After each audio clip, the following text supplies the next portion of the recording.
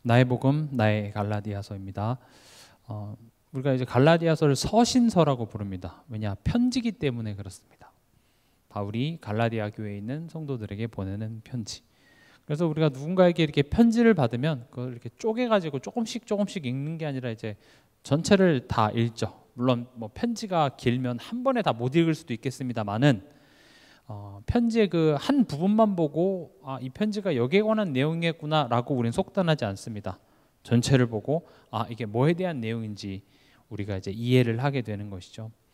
근데 이제 우리가 편의상 장과 절로 나눴는데 우리는 이제 그 편지의 전체 내용 중에서 내가 읽고 싶은 부분만 읽음으로 말미암아 이제 우리가 조금 오해되는 부분들이 많습니다.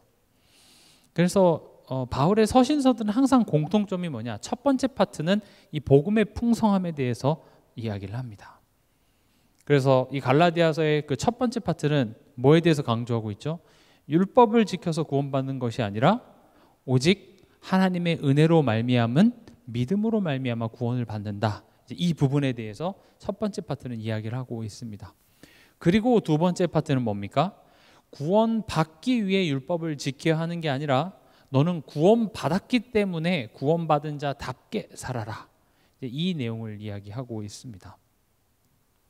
그러니까 저도 이제 예전에는 이런 행동, 실천적인 부분들이 나오면 이건 복음이 아니라 율법이지 하고 이런 부분들은 그냥 넘어갔어요. 이거 그냥 복음 알면 해도 되고 안 해도 되는 거 아닌가? 이거 안 지킨다고 내가 구원이 취소되나? 벌 받나? 그런 거 아니잖아요.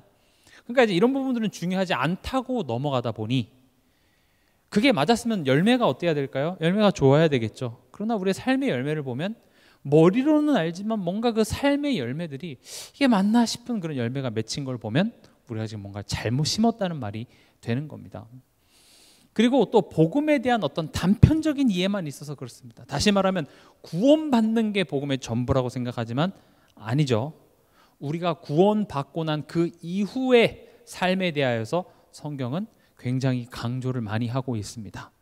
우리가 구원받는 데 있어서는 우리의 노력으로 되어진 것이 아니라 100% 하나님의 택하심과 은혜로 말미암아 되어졌고, 그리고 이제는 그 구원받은 자답게 이 세상에 살아가면서 하나님은 우리로 하여금 열매를 맺고 그 열매가 풍성해져서 그 열매를 통하여서 수많은 사람들이 하나님을 보도록, 너를 통하여 천하 만민이 복을 얻도록, 그래서 내가 있는 가정과 가문에 하나님의 나라가 임하는 그것을 하나님께서는 하고자 하시기 때문에 우리가 성경을 이렇게 내가 읽고 싶은 부분만 읽는 것이 아니라 이 전체를 다 보는 것에 있어서는 굉장히 유익합니다. 지금 갈라디아서는 6장까지 있습니다. 지금 마지막 장인데 여러분들이 이 전체를 다 읽어가면서 앞에 그 복음에 풍성했던 내용들이 뒤에 어떻게 삶에 적용되어지는지를 여러분들이 함께 보시는 것이 굉장히 유익합니다. 이것이 복음의 적용이고 이것이 실천입니다. 우리가 복음하면 그 복음 메시지, 구원의 길 메시지를 막 달달달달 외우는 게 복음을 잘 아는 거라고 생각했죠. 물론 잘 아는 거기도 합니다. 그러나 거기에서만 머무는 것이 아니라 우리의 삶 속에 결국 우리의 성품을 하나님께서는 바꾸고자 합니다. 아무리 세계복음하니 대단한 어떤 대의 좋은 명분을 외친다 하여도 하나님은 나의 성품이 예수님의 성품을 닮아가길 원합니다. 오해하지 마십시오. 내가 윤리율법적으로 완벽한 사람이 돼야 뭔가를 하겠다는 말이 아니라 하나님의 자녀 삼으시고 하나님은 이제 하나님 자녀답게 나를 바꿔나가는 그 사역을 하시기 위해서 누가 오신 거예요? 성령이 오신 거예요. 보세요. 하나님의 우리를 향한 뜻이 뭡니까? 결국 이 관계를 회복하는 겁니다. 근데 관계가 단절돼 있던 것을 회복시키는 것을 보고 우린 구원이라고 부르죠. 이걸 하기 위해서 누가 오셨습니까? 예수 그리스도가 오셨습니다. 단절된 것을 다시 화목하게. 그리고 거기서 끝나는 것이 아니라 그 안에서 하나님과의 사귐이 있고 누림이 있는, 이것을 우리는 조금 어려운 말로 성화라고 하고, 이것을 위해서 누가 오셨습니까? 성령이 오셨습니다. 구원이 전부라면 예수님이 부활하시고 끝이 나야 되는데 예수님이 승천하시고 누가 옵니까? 성령이. 그리고 이 하나님을 알고 하나님과 사귀고 누리는 것은 우리의 삶을 통하여서 하나님께서는 이뤄나가시기로 하셨기 때문에 육신을 가지신 예수님은 물리적으로 제한이 있습니다. 그래서 성령이 우리와 함께 하사 여러분의 각각의 삶 속에서 여러분들의 마음과 생각을 지키시는 겁니다. 그래서 우리가 복음을 단편적으로 보면 이 성령이 하시는 일에 대하여서 굉장히 오해하기가 쉽습니다. 내가 이제 예수를 믿었고 내가 복음을 깨달았기 때문에 이 성령이 하신 일을 어떤 쪽으로만 자꾸 생각하냐면 어떤 능력, 어떤 기적 이런 것이었죠. 내가 가면 막 흑암이 막 무너지고 떠나가고, 물론 이것도 성령이 하시는 일이지만 우리가 갈라디아서 5장을 통해서 봤죠. 성령께서 진짜 하시고 내 안에서 하신 일이 뭡니까? 열매를 맺고자 합니다. 내 안에서 하나님과의 관계 회복을 통하여서 내가 건강해지고 하나님 안에서 또 우리 가정이 건강해지고 삶이 건강해져서 그런 열매들을 맺고자 하시는 것이죠. 그래서 지난 시간에는 신령한 너희, 이걸 강조했죠. 신령한 영적인 너희라는 말입니다. 더 쉽게 말하면 성령으로 살아가는 자, 하나님의 통치 속에 살아가는 자, 그것이 너의 정체성이고 그것을 아는 자답게 행하라, 이렇게 얘기를 했습니다. 오늘은 그 말씀의 연장선입니다. 여러분들이 이런 말씀의 내용들을 가벼이 듣지 마시고요. 그냥 뭐 저런 거 안 지켜도 뭐 구원 취소되는 거 아니니까 그렇게 듣지 마시고요. 지금 이런 부분들이 결국 내가 하나님과의 관계가 어떤지에 대한 열매가 우리 삶 속에 나타나는 거거든요. 그래서 점검해 보시고 내가 만약 그러지 못한다면 뭘 점검해야 돼요? 하나님과의 관계를, 나의 영적 상태를 점검하는 그런 지표로서 여러분들이 스스로 돌아보시기 바랍니다. 오늘 말씀의 제목은 자만과 교만입니다. 3절에도 보면 스스로 속임이라 하면서 7절에도 보면 스스로 속이지 말라 이렇게 얘기를 하고 있죠.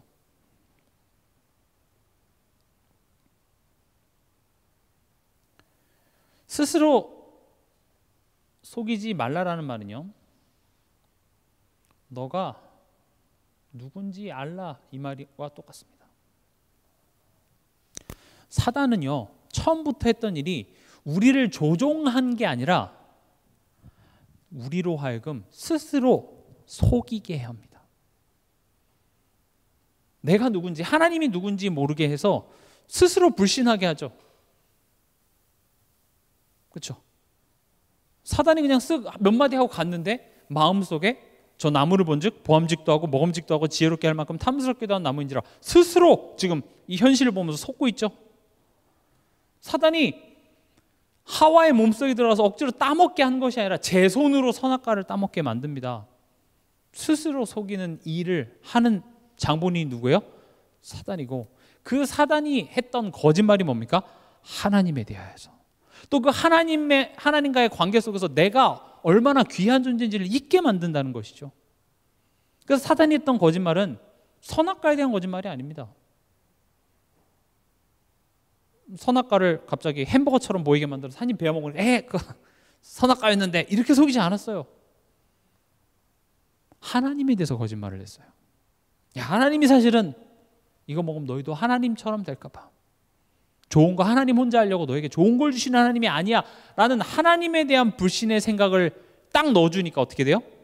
스스로 속여요. 그때부터 자동입니다. 그냥 자동적으로 내가 하나님을 불신하고 심지어 그런 행동까지 나오게 되더라는 것이죠. 그래서 스스로 속이지 말라, 이 말은 두 가지입니다. 제가 너가 누군지 알라, 여기에는 하나님과 그 자녀인 나, 이거를 아는 것이죠. 첫 번째로요,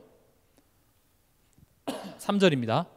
만일 누가 아무것도 되지 못하고 된 줄로 생각하면 스스로 속임이라. 좀 말이 어렵습니다. 그래서 저는 여러분들에게 좀 추천드리는 것이 그 쉬운 성경이 있습니다. 뭐 네이버나 이런 데서 그냥 쉬운 성경 하면은 그걸 볼 수 있는 사이트들이 있습니다. 보시다가 조금 이해가 안 되면 그 쉬운 성경을 찾아 들어가셔서 보면은 조금 이해가 쉽습니다. 쉬운 성경에는 이렇게 써져 있습니다. 아무것도 아닌 사람이 무엇이나 된 것처럼 행동한다면 그것은 자기를 속이는 일입니다. 다시요. 지금 3절 내용, 개역개정은 좀 어려우니까 지금 쉬운 성경으로 제가 읽어드리겠습니다. 아무것도 아닌 사람이 무엇이나 된 것처럼 행동한다면 그것은 자기를 속이는 일입니다. 지금 이 말은 결국 무슨 말이냐면 자만하지 말라라는 말입니다.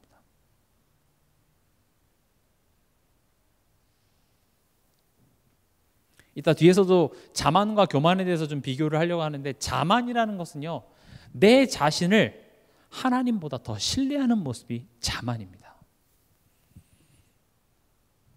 그래서 하나님을 의지하지 않는 나, 우리 자만한 겁니다. 그냥 뭐 내가 된 것처럼 고급 돈도 없으면서 월급도 얼마 없으면서 뭐 좋은 외제차 타고 다니고 그럴싸한 시계 차고 다니면서 내가 돈 많이 버는 것처럼 행세하는 것만이 자만이 아니라 하나님 의지하지 않는 나의 모습 자체가 자만이라고요. 어떻게 우리 알 수 있죠? 예배입니다.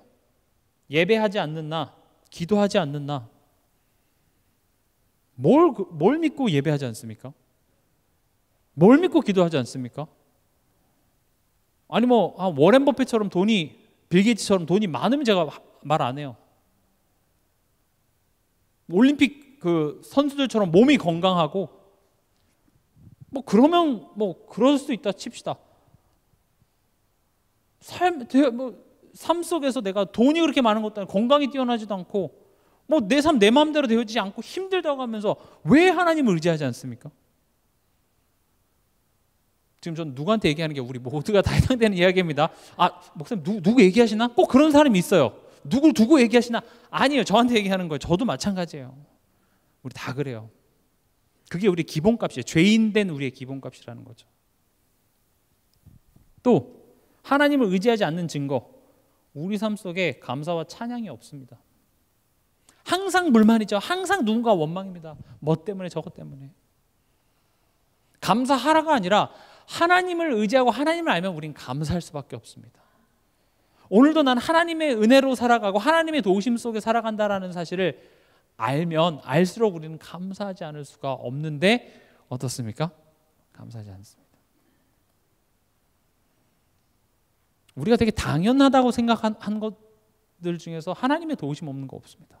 제가 어떤 한 영상을 봤는데 어떤 한 70대 정도, 70대 한 중반 정도 되시는 그 분이 남자분이 아침에 일어나서 미역국 냄새를 맡고 주방으로 가더니 아내가 미역국을 끓인 걸 보고 미역국을 끓였네. 너무 막 행복하고 하면서 미역국을 간을 보니 간이 맞다면서 너무 고맙고 기쁘고 우시는 거예요. 흔치 않은 광경이잖아요. 70세쯤 되셨으면 결혼 생활도 못해도 한 40년 이상 하셨을 텐데 아내가 아침에 미역국 끓여주는 걸 보고 그렇게 행복하면서 우시더라고요. 너무 행복하다면서. 왜 그러냐? 아내가 10년째 치매에 걸렸는데 그날따라 아침에 정신이 돌아온 거예요. 그래갖고 정신이 돌아와서 내가 그렇게 좋아했던 미역국을 아침에 끓여서 아무렇지도 않게 먹으라고 주니까 이 남편한테는 그게 엄청난 감동이죠. 옛날에는 맨날 반찬 주고 에이 국이 짜! 이랬던 미역국인데 치매 걸려서 맨날 내가 10년 넘게 내 아내 뒷바라지를 했었고 내가 아침을 차려야 되는데 아침에 자고 일어나 보니까 아내가 잠깐 정신이 돌아와서 내가 평소에 좋아했던 미역국을 끓이니까 이분한테는 이게 너무 감사한 일이죠. 어떻습니까? 우리에게는요 당연하다고 생각하지만 사실 모든 것이 감사하고 은혜입니다. 최근에 제가 이제 달리기를 많이 하다 보니까 유튜브 보면 이렇게 달리기 관련된 영상들이 많이 떠요. 근데 최근에 보니까 이봉주 선수, 마라톤 유명한 턱수 없는 이봉주 선수가 있죠. 그 이봉주 선수가 뛰더라고요. 최근에. 근데 이봉주 선수가 이제 그 불치병을 알아가지고 이게 뼈가 굽고 등이 굽어서 완전히 이렇게 허리가 90도로 이렇게 굽어진 사람처럼 그렇게 한 5년 정도? 그러니까 마라토너 은퇴하고 나서 급격히 몸이 이상하게 됐거든요. 근데 1년 사이에 이거 뭐죠? 지난 1년부터 이게 급속히 좋아져서 다시 뛰기까지 하는 거예요. 그러니까 그때는 내가 걷기만 해도 감사하다. 지팡이 없으면 걸을 수조차도 없었는데 밖에 나가서 이렇게 내가 뛸 수 있는 거에 감사하더라고. 예전에는 뭐 42km를 막 2시간 안에 주파하냐 뭐 이랬던 이봉규 선수가 내가 뛸 수 있음에 감사하다. 우리가 삶 속에서 감사할 게 사실은 너무 많습니다. 감사할 게 많아요. 우리는 근데 항상 불평이죠. 그리고 문제만 생기면 우리 자연스럽게 돌아가는 모습이 어떤 모습인 줄 아십니까? 이스라엘 백성들이 광야에서 제일 많이 했던 말, 이럴 거면 왜 데리러 왔어? 다시 돌아가. 하나님 원망하고 여기 데리고 나온 모세 원망하는 거 계속했습니다. 그게 우리의 모습이죠. 또 하나님을 의지하지 않는 나, 자만하는 나는 어떤 모습입니까? 헌신하지 않는 나입니다. 정말 하나님의 은혜로 하나님의 도우심으로 살아간다라는 사실을 아는 자는요, 하나님께 내 시간과 물질을 기쁨으로 드리게 돼 있습니다. 그게 초대교회 성도들의 모습이었습니다. 내 모든 것, 내 각자의 소유를 다 팔아서 복 받으려고 한 게 아니라니까요. 이렇게 하면 하나님 나 부자 만들어 주시겠지가 아니라 하나님이 내 삶 속에 찾아오셔서 나를 구원하셨고 내가 뭐라고, 그 감사와 감격이 헌신하게 했습니다. 사단은요, 끊임없이 처음부터 했던 거짓말입니다. 네가 하나님과 같이 돼요. 내 생각, 내 계획, 내 경험을 가지고 내 삶을 판단하다 보니 하나님께 드릴 시간이 없습니다. 하나님께 드릴 물질이 없습니다. 열심히 모아보십시오. 하나님이 축복하지 않으면요, 불신자들도 하나님이 축복하셔서 버는 겁니다. 어떤 분은 막 열심히 벌었는데 어떤 이상한 놈 만나고 내가 평생 번 돈을 다 날린 사람들도 많아요. 최근에 그 어디였더라요? 그 우크라이나인가? 거기에서 그 코인으로 어마어마하게 부자가 됐는데, 최근에 도널드 트럼프 말 한마디로 코인이 뚝 떨어졌는데 뉴스 기사에 그가 가지고 있었던 그 슈퍼카에서 죽은 채로 발견됐어요. 젊은 사람이. 연예인들 그 뭐 드라마나 이런 데 한 번 출연하면 웬만한 대기업 그 다니는 직장 월급 받는 거 아시죠? 엄청나게 돈 많이 벌어요, 연예인들이요. 그런 사람 자살해요. 우울증 걸려요. 우리가요, 하나님이 도우심과 은혜 속에서 내가 하나님을 알게 됐고 구원받았다라는 사실이 사실 엄청난 것입니다. 세상은 이것 몰라서 죽어가고 있습니다. 그래서 하나님은요, 자만하는, 하나님 없이도 내가 살아갈 수 있다고 착각하는 내 삶 속에 뭘 허락하십니까? 광야입니다. 문제와 갈등을 허락하십니다. 신명기서 8장에서 나오죠. 내 하나님 여호와께서 40년간 너를 광야를 걷게 하신 일을 기억하라고 얘기합니다. 내 힘으로 다 할 수 있을 것 같은데 안 되잖아요. 내 자녀도 내 마음대로 안 되고, 심지어 내 몸뚱아리도 내 마음대로 됩니까? 내 몸뚱아리도 안 돼요. 내 호르몬조차도 이기지 못해요. 누가 그렇게 얘기하더라고요. 사춘기를 지나고 있는 아들과 그 사춘기 때도 이 호르몬의 영향을 많이 받잖아요. 또 이제 갱년기에 접어드는 엄마, 두 호르몬의 만남에 이게 역사가 일어나는 거예요. 딱 그 시기에 이렇게 아이러니하게 맞물리죠. 그 두 호르몬이 만나면 이길 자가 없습니다. 그 호르몬의 피해를 누가 봅니까? 남편이 봅니다. 옆에서 남편이 다 깨갱하고, 내 몸도 내 맘대로 안 돼요. 내 감정도 내 맘대로 안 되는 게 우리의 현실이라는 거죠. 그래서 광야를 통해서 뭐라고 얘기합니까? 사람은 떡으로 살아가는 게 아니라 여호와의 입에서 나오는 말씀으로 살아가는 거야. 말씀 아니면 안 됩니다. 그거를 깨달아가는 과정, 그게 광야입니다. 그게 우리 인생입니다. 힘든 것 같죠? 아니에요. 그런 과정을 통해서 우리 지나고 나서 보니까 뭐는 확실해요? 하나님 말이 맞더라. 요거 결론 얻었잖아요. 훌륭한 겁니다. 그래, 지나고 나니까 우리 그런 거죠. 어른 말 틀린 거 하나도 없더라. 전 아직 결혼 안 했습니다만 결혼한 제 친구도 부모님 말, 어른들 말 틀린 거 하나도 없어. 다 맞아. 이렇게 되죠. 결국 하나님의 말씀이 맞더라. 요겁니다. 그래서 과거형으로 끝나는 것이 아니라 그래서 지금 오늘부터 내가 하나님 말씀 따라 살아가는 겁니다. 그래서 이 광야를 통해서 뭘 깨닫게 하시냐?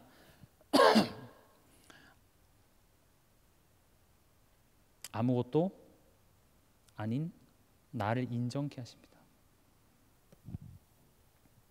신앙의 시작은요, 나의 실체를 보는 데서부터 시작됩니다.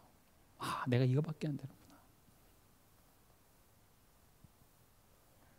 제가 같이 운동하는 동생이 있는데 그 동생이 자기 인생을 깨달았다는 거예요. 한 20대 한 중반 정도 되거든요. 군대 갔다 온 지 얼마 안 된 동생인데 내가 이제 어떻게 사는지 알았대요. 어떠십니까? 결혼도 안 한 20대 한 중반 된 애가 이제 인생을 어떻게 살아야 되는지 알았다는 거죠. 그럼 나이가 지극히 한 70, 80 되신 분이 그런 얘기 들으면 나 좀 알려줘 이렇게 얘기하겠습니까? 우린 착각해요. 내가 날 안다고 생각하죠. 근데 우린 끊임없이 불안합니다. 그래서 뭘 보는 줄 아십니까? 사주를 봅니다. 요즘에 그 학교에서 방과 후에 사주 이런 것도 교육에 들어간다 하더라고요. 근데 그 사주를 보면 또 얼추 맞아요. 또 내가 어떤 성향인지, 내 사주에 불이 많거나 물이 많거나 나무이거나 흙이거나, 그래서 내가 그런 사람이었구나, 이런 걸 알면 마음이 편해집니다. 나를 알고 싶어요. 요즘 젊은 사람들은 뭐 많이 하냐면 MBTI를 많이 합니다. 예전에는 뭐였습니까? 너 혈액형 뭐야? O형, A형, AB형 가장 또라이잖아요. 그래서 AB형은 무슨 형이야 그러면 잘 얘기 안 해요. O형은 가장 좋은 거기 때문에 O형의 특징, 무슨 형? O형, 네, 제일 좋은 거기 때문에. B형 특징, 그걸 왜 물어봐? 그런 혈액형으로 이렇게 사람을 분류하고, 그래서 내가 그 집단에 속해 있는 것으로 뭔가 만족하려고 하죠. 근데 우린 날 잘 모릅니다. 복음은요, 내 자신을 알게 합니다. 제가 이렇게 가정사역을 하면서도 내 자녀를 좀 잘 키워야 되고 내 자녀를 잘해야 되는데 나 왜 이렇게 잘 안 될까요? 자꾸 화만 날까요? 사실은요, 엄마인 내가 힘이 없어서 그래요. 내가 에너지가 없고, 내가 사투리지만 내가 에너지가 짜치니까 자녀가 실수하고 하면 내가 그거를 품고 내가 이해하고 자녀에게 유익한 게 뭔지 머리로 나는데 그 상황에 내가 여유가 없어요. 그러니까 뭐만 납니까? 짜증만 나요. 화가 나고 고함부터 질러지고요. 내 마음이, 내 정서가 건강하지 않으니까 맨날 하고 나서 후회하는 거죠. 결국 내 자신을 올바로 알지 못하면 그게 이제 문제가 되는 겁니다. 우리도 하나님 안에서 내가 누군지 모르면 힘들어지는 겁니다. 저도 착각했습니다. 내가 복음 완전히 깨달았다고. 나는 완전한 이 복음을 알고 있고 저 세상 것들은 복음 모른다고. 근데 알면 알수록 나는 아무것도 아니었어요. 불신자보다 더 못해요. 저는 딱 하나, 하나님의 은혜 받은 것 빼고는 난 아무것도 없다는 걸 알게 돼요. 심지어 은혜를 받았는데 그 은혜에 합당한 삶을 살지 못하고 배은망덕한 짓을 맨날 하고 있어요. 모르고 죄 지으면 몰라서 그랬다라고 정상참작이라고 할 텐데 알면서 또 그래요. 오늘 말씀 듣고 집에 가서 완벽하게 사실 겁니까? 염려 안 하실 겁니까? 하잖아요. 이렇게 되게 잘하는 것처럼 얘기하는 저도 형편없어요. 하나님께서는 아무것도 아닌 나라고 표현합니다. 그러나 아무것도 아닌 나를 하나님이 창세전에 택하시고 나를 위해 예수 그리스도의 피를 흘리심으로 말미암아 나는요, 예수님의 생명의 가치를 내가 갖게 됐어요. 하나님이 나를 귀하시다고 붙들어줬어요. 하나님이 아니면 나는 가치 없는 자예요. 하나님으로 말미암아 가치 있는 자가 된 것이죠. 그래서 우리는 하나님의 은혜 아니면 우리는 설 수 없습니다. 그래서 빨리 아무것도 아닌 나구나라는 게 인정될수록 그게 축복입니다. 이게 인정될 때요, 우리 동산교회 이 자리가 가득 찰 줄 믿습니다. 지금 이 자리에 얼마든지 올 수 있는 분들도 계시거든요. 근데 자신 있으신가 보죠. 자기 인생에 대해서. 물론 여러 가지 피치 못할 사정이 있을 수 있으나 하나님께서는요, 우리의 삶을 통하여서 너는 하나님의 은혜로 살아가고 있어. 이것을 깨닫고 그것을 인정하는 것 축복입니다. 그게 자만하지 말라. 3절에 만일 누가 아무것도 되지 못하고 된 줄로 생각하면 스스로 속임이라. 너 착각하는 거야. 네 힘으로 살아가는 거 아니야. 두 번째입니다. 교만하지 말라. 4절 5절입니다. 각각 자기 일을 살피라. 그리하면 자랑할 것이 자기에게는 있어도 남에게는 있지 아니하리니 각각 자기의 짐을 지를 것이라. 말이 어렵죠. 이것도 제가 쉬운 성경으로 한번 읽어보겠습니다. 자기를 다른 사람과 비교하지 마십시오. 사람은 저마다 자기 일을 살펴야 합니다. 그러면 자랑할 일이 자기에게만 있을 것입니다. 사람은 저마다 자기 일에 책임을 져야 합니다. 포인트는 뭐냐? 다른 사람과 비교하지 말래요. 보세요. 교만과 자만, 이게 단어가 비슷해서 우리는 자만이 뭐고 교만이 뭡니까? 좀 헷갈립니다. 자만은요, 자신을 하나님보다 더 신뢰하는 것. 이게 자만입니다. 자기 자신을 하나님 또는 다른 사람보다 내 자신을 더 믿고 신뢰하는 것. 그런 실력이 되는 나를 믿으면 상관없는데 실력도 없으면서 능력도 없으면서 무조건적으로 나 하는 게 자만입니다. 교만은 뭐냐? 남을 깔보며 나를 높이는 겁니다. 남을 낮춰서 내 자신을 높이는 것. 여기서 남은 하나님, 사람 다 포함됩니다. 그게 비교입니다. 그래서 오늘 비교하지 말라.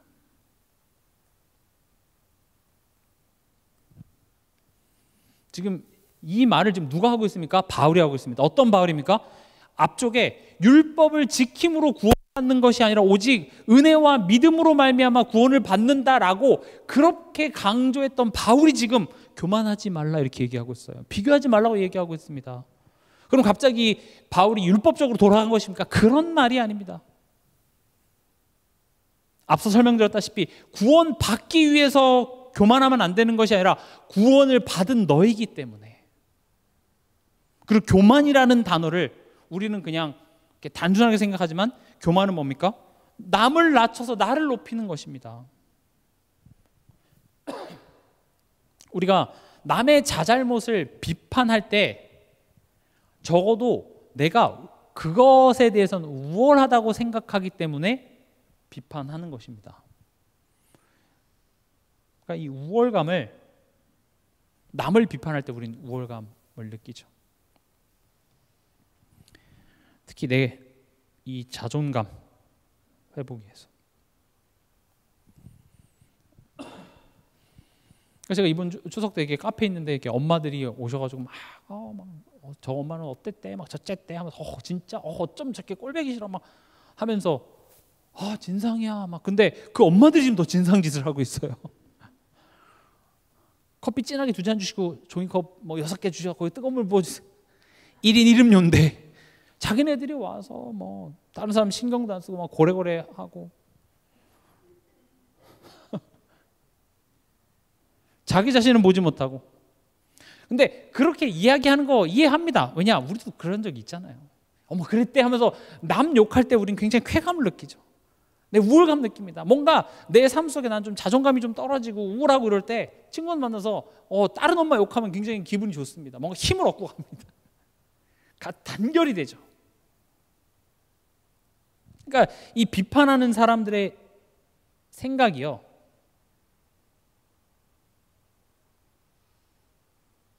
두 가지입니다. 하나는요, 적어도 나는 그럴 일 없어.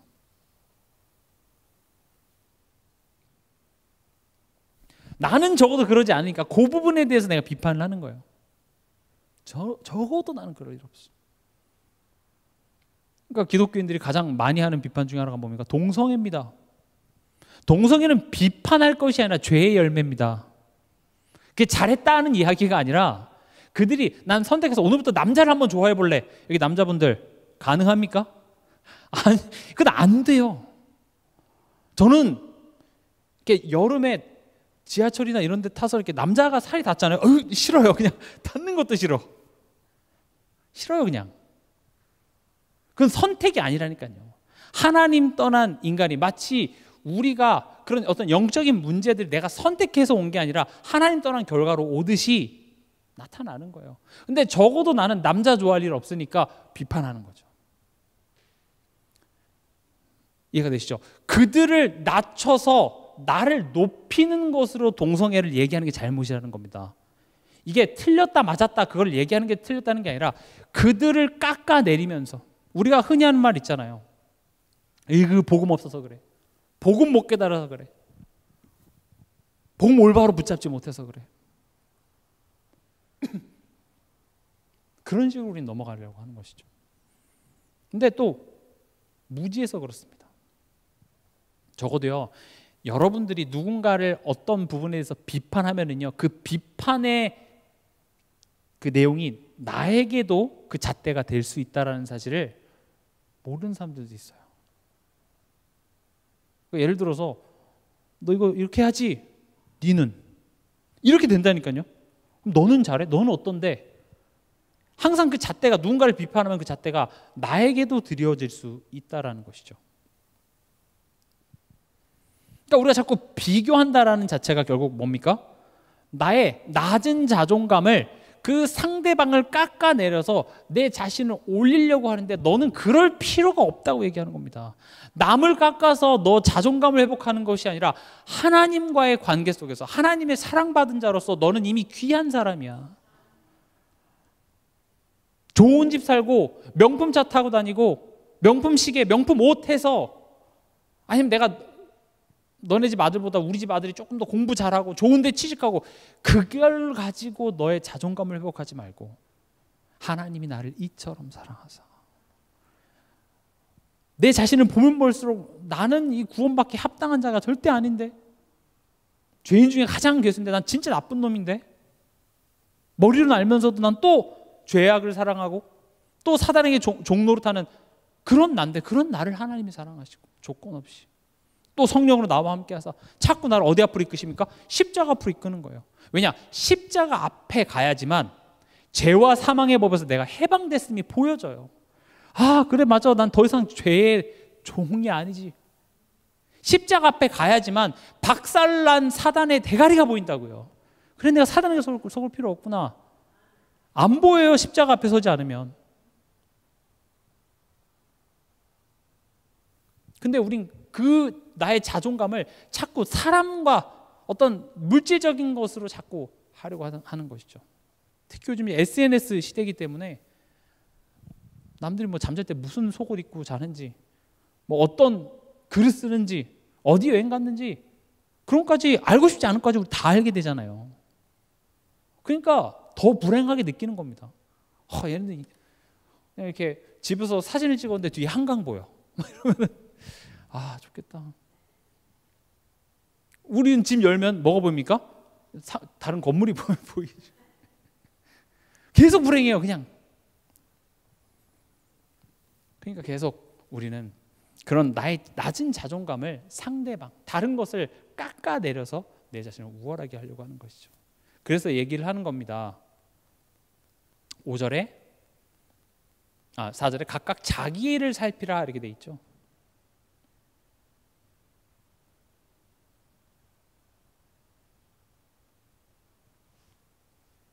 다시 말하면 나는 어떠한가 스스로 돌아보라는 이야기입니다. 내 남편이 복음 못 깨달아서 저래.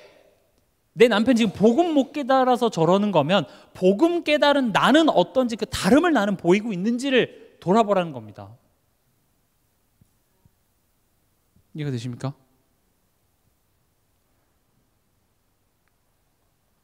그러니까 대낮에 이렇게 점심 먹으러 국밥집이나 이런 데 가보면은 낮인데 요즘 밤인가 싶을 정도로 거하게 치여 있는 아저씨가 뉴스 보시면서 뭐 저래서 안 되고 이래서 안 되고 나라 비판하고 얘기하고 있다고요. 근데 그걸 비판하는 아저씨들의 모습을 보면 어때요? 더 형편없어요.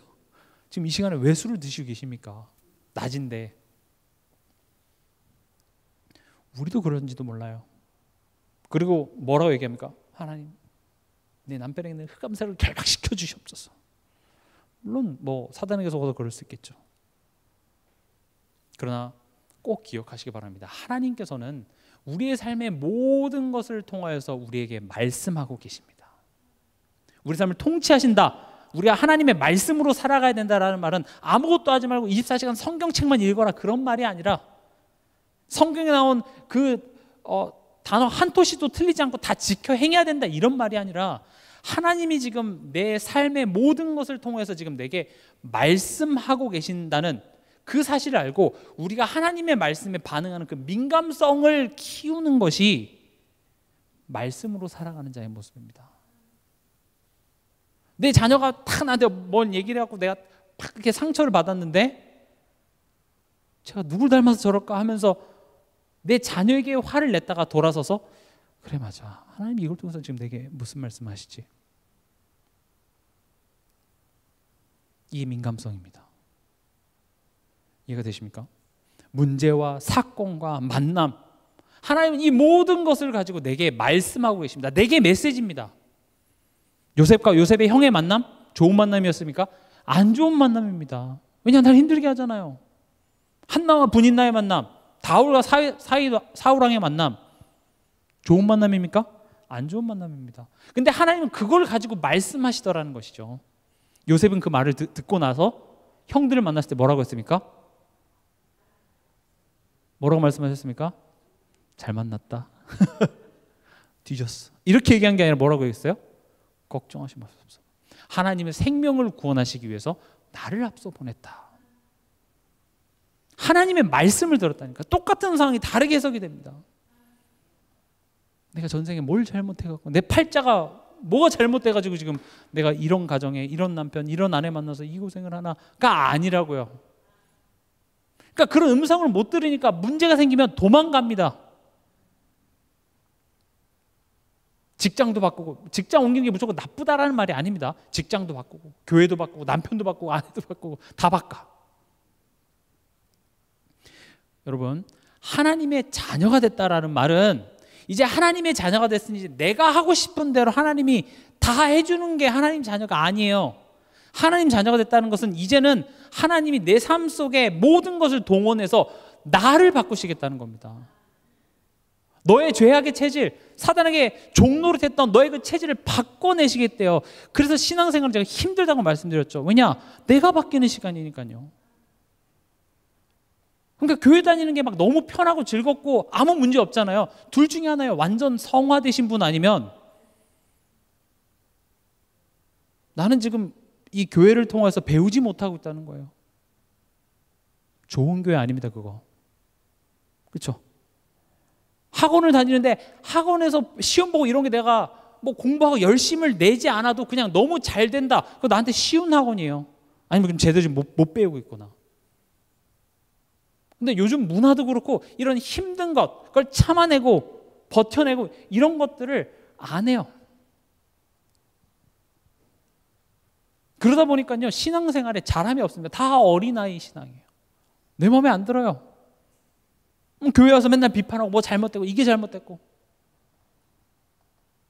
그럼 그게 잘못됐으면 그럼 잘 알고 있는 너는 어떻게 다를 수 있는지를 이야기하라는 거죠. 그렇죠?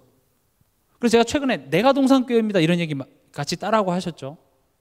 예를 들어서 여러분의 남편이 집에 들어서 이놈의 집구석은 애들 이렇게 할 때 애들 교육을 뭐 어떻게 그러니까 마치 내가 이 가정의 한 구성원이 아닌 것처럼 삼자처럼 무슨 해설하듯이 아 그러면 안 되죠.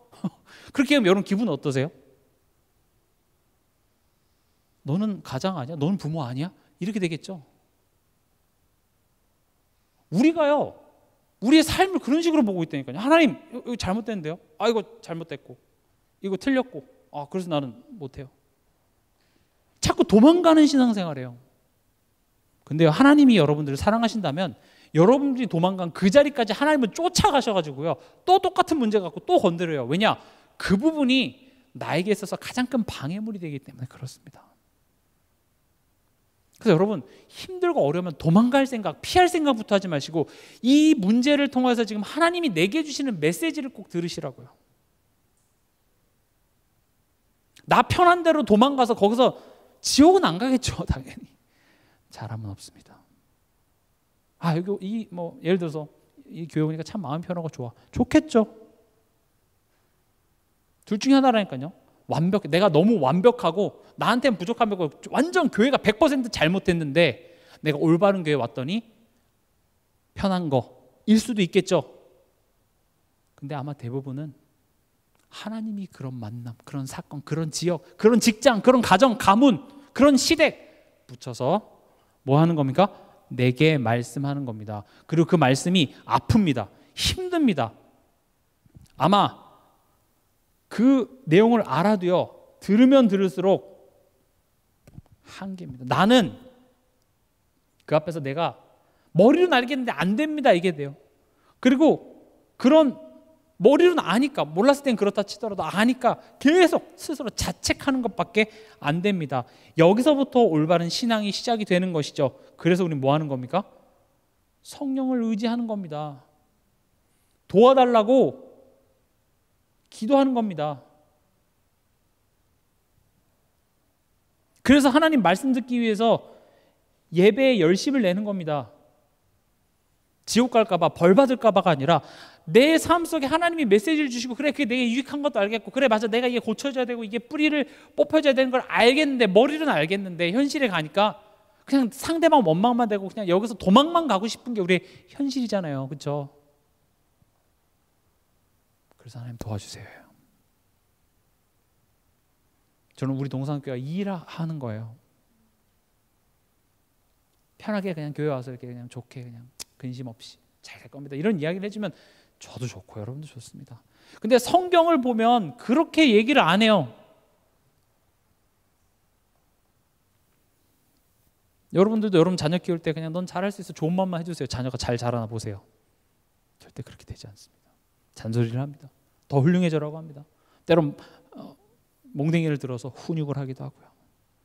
그 훈육을 피해서 집 나가면 그것은 안 되는 겁니다. 집 나갔더라도 어떻게 해야 돼요? 저녁에 밥 먹을 때 돌아와야죠. 저도 한번 집 나간 적이 있습니다. 나갔는데 갈 데가 없더라고요. 그래서 제가 어디 있었는 줄 아십니까? 아파트 그 계단에 앉아있다가 한 3-4시간 있다가 들어왔습니다. 그냥 갈 데가 없더라고요.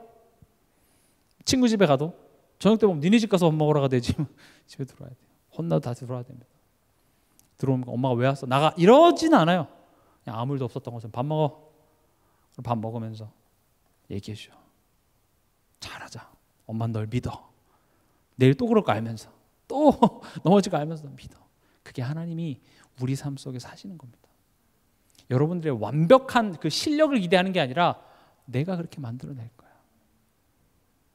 탕자가 아버지에게 돌아와서 이렇게 얘기하죠. 이 집에 종으로라도 날 써주세요. 그러니까 아빠가 그건 좀 아닌 것 같기도. 대답을 안 합니다. 뭐라고 합니까? 야, 고기 잡아. 옷 갈아입혀. 그 아들의 쓸데없는 얘기를 듣질 않아요. 그냥 그 입을 맞춰버려. 닥쳐라. 빨리 들어와서 네 자리 빨리 찾고 다시 해. 그래서 우리는요, 다시 말씀 앞으로, 말씀의 가르침을 받으라는 겁니다. 그게 6절입니다. 가르침을 받는 자는 말씀을 가르치는 자와 모든 것을 함께하라. 이 말은 단순히 메신저 목사님한테 잘해라 이런 1차원의 내용으로 듣지 마시기 바랍니다. 지혜로운 부모는요, 학교나 학원에서 그 선생님과 좋은 관계를 유지하게 합니다. 혹 선생님이 조금 좀 내 자녀한테 서운한 일을 했다 할지라도 내가 개인적으로 그 선생님께 찾아가서 그런 부분을 얘기할지언정 자녀에게, 야, 니네는 진짜 이상하다, 야, 학교 그만둬, 엄마 내일 찾아가고 너네 선생님이랑 한바탕 할 테니까 니네는 진짜 또라이다, 이러지 않습니다. 왜냐? 그게 내 자녀를 위해서 유익하지 않아요. 수학 선생님한테 그렇게 되면 내 자녀가 그 수학 선생님은 잘못될지 몰라도 그 수학을 배우지를 못한다고요. 그래서 자녀에게 있어서는 그래, 선생님이 뭔가 생각이 있으시겠지. 그러면서 어쨌든 간에 내 자녀를 위해서 그 선생님과의 관계를 좋게 합니다. 결국 이 말은 뭐냐? 3번의 제목처럼 배우라는 겁니다. 배우기를 힘쓰시기 바랍니다. 그리고 뭡니까? 말씀을 사모하시기 바랍니다. 하나님이 말씀을 통하여서 우리에게 미리 알게 하십니다. 말씀을 순종하라, 제가 말씀드렸죠. 순종하라라는 것은 지키면, 조건부로 지키면 복, 이게 아니라 하나님이 앞서서 미리 준비하신 순양을 발견하라예요. 하나님이 갈라놓으신 그 요단강에서 하나님을 만나라는 겁니다. 사자굴에 들어가서 그 안에서 사자입을 미리 이미 봉해 놓으신 하나님을 체험하라가 순종입니다. 하나님이 하실 일을 미리 내가 말씀을 통해서 들었을 때 똑같은 10가지 재앙이, 야, 하나님 진짜 살아계시네, 감사와 찬양과 드디어 400년 동안 종되었던 우리를 진짜 해방시키는가 보다. 나에게 신과 같았던 저 무시무시한 바로가 무너지는구나. 나를 채찍질했던 저 사람이 하나님의 일하심 앞에 무너지는구나. 근데 이집트 백성들에겐 재앙이었어요. 두려움이었어요. 왜요? 말씀을 못 들었거든요. 말씀을 사모한다는 것은 하나님이 말씀을 통해서 이번 한 주간 내 삶 속에 어떻게 역사하실지를 미리 알게 하시는 겁니다. 말씀을 왜 미리 주십니까? 두려워하지 마, 놀라지 마, 내가 너와 함께 하고 있어, 내가 너의 삶을 통치하고 있어. 그걸로 안심하기 위해서 말씀을 주라는데, 말씀이 없으면 이번 한 주간이 두렵습니다. 염려가 되는 겁니다. 경제 문제 때문에, 건강 문제 때문에 염려가 되는 게 아니라 그 문제 속에서 하나님이 보이지 않기 때문에 염려가 되는 걸 알아차리지 못하고 그냥 이 상황만 해결해 달라고 기도하고 있죠. 그래서 말씀을 사모하시기 바랍니다. 강단을 통해서 하나님께서 말씀을 주십니다. 또 수요예배, 금요예배, 이런 예배를 통해서 하나님 내게 말씀을 주시고 그 말씀을 통해서 오늘 하루, 이번 한 주간 하나님이 내 삶 속에서 어떻게 역사하시는지를 발견하시기 바랍니다. 그래서 실전상으로 여러분들이 취침 전에 오늘 일과